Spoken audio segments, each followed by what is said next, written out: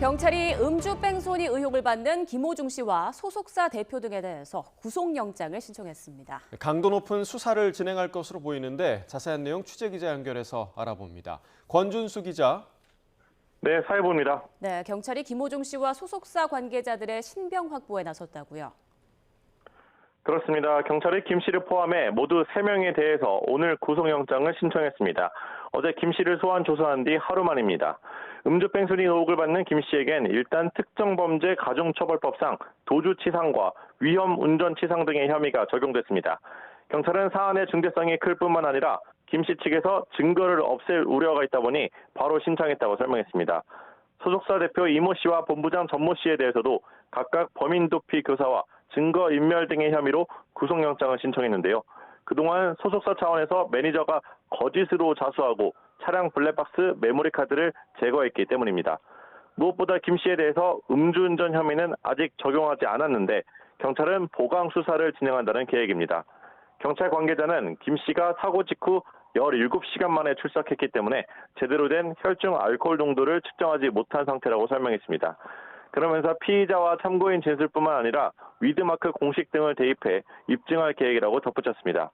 다만 음주운전보다 형량이 더 큰 위험운전치상 혐의를 적용했고 이는 입증할 수 있는 증거가 충분히 확보된 상태라고 강조했습니다.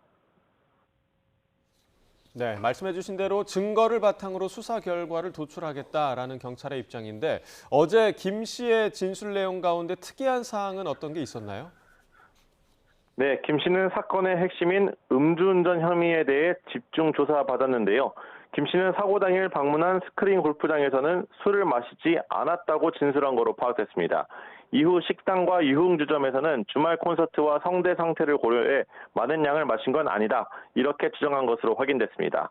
또 소속사 본부장은 경찰의 사고 차량 블랙박스 메모리 카드를 본인이 삼켰다고 진술했는데요.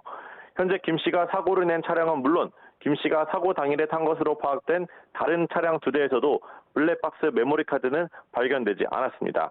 이를 두고 김 씨 측은 다른 2대의 차량에는 원래 메모리 카드가 꽂혀있지 않았다며 통상 연예인들의 차량은 사생활 보호 등을 위해 메모리 카드를 빼놓는 경우가 많다고 주장했습니다. 소속사에선 김 씨가 아니라 범죄도피 교사 혐의를 받는 대표 이 씨가 이 모든 걸 지시했다고 주장하는데요. 그러나 경찰은 김 씨가 증거인멸을 지시한 건 아닌지 정확한 경위를 조사 중입니다. 앞서 경찰은 김 씨와 소속사 관계자가 조직적으로 사건을 은폐한 것으로 보고 소속사를 추가 압수수색하기로 했습니다. 경찰은 수사 과정에 결정적인 역할을 할 수 있는 블랙박스 메모리 카드의 행방을 집중 조사 중입니다. 또 어제 조사가 끝난 뒤에 김호중 씨가 귀가를 미루기도 했죠.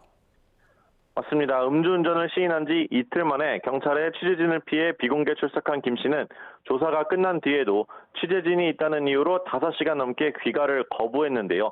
밤 10시가 넘은 뒤 모습을 드러내 죄인이 무슨 말을 하겠냐며 죄송하다고 말했습니다. 직접 들어보시겠습니다.